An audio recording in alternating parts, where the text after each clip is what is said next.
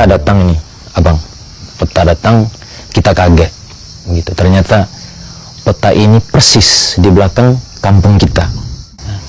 Jadi yang mirisnya di sana itu, pemetaan terhadap 400 hektar itu termasuk tanah warga, tanah ulaya.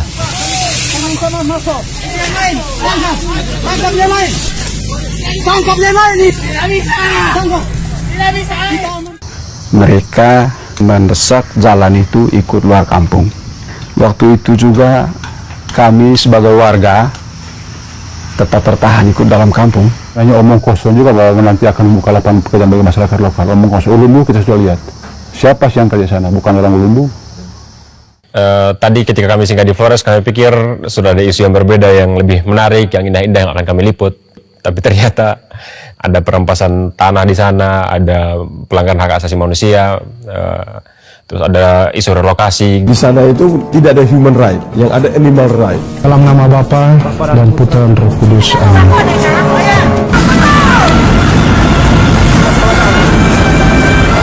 Siap kematian.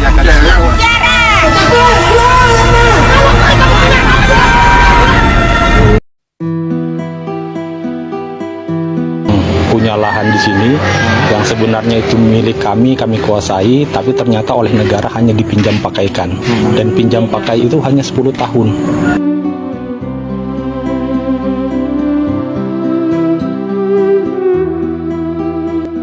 Di balik megahnya bangunan serta besarnya anggaran yang harus dikeluarkan hanya demi upacara 17 Agustus di ibu kota Nusantara, ternyata ada sekelumit cerita sedih yang harus ditanggung oleh masyarakat di sekitar kawasan inti ibu kota Nusantara nih, Wak.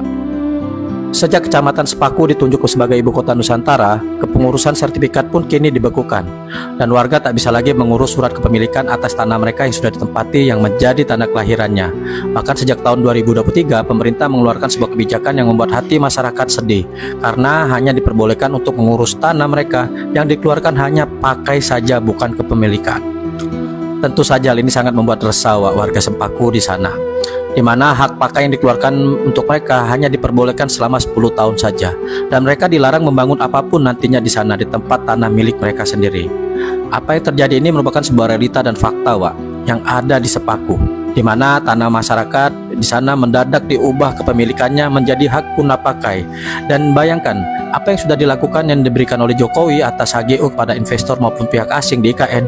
Mereka diberikan hak izin selama 190 tahun, sedangkan masyarakat negeri sendiri hanya 10 tahun.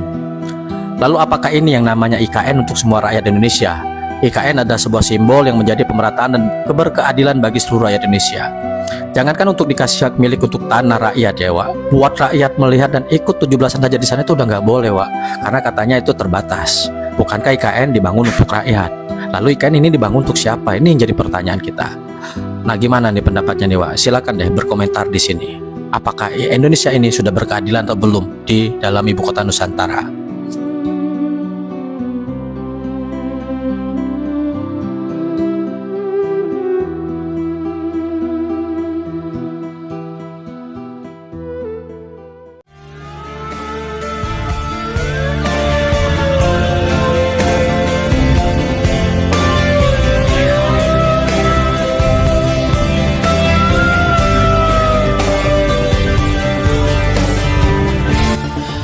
Beginilah, Wak, penampakan proyek shelter tsunami di Nusa Tenggara Barat yang terbengkalai dan diduga telah merugikan negara sebesar 20 miliar rupiah yang dikerjakan oleh perusahaan plat merah milik negara PT Waskita Karya.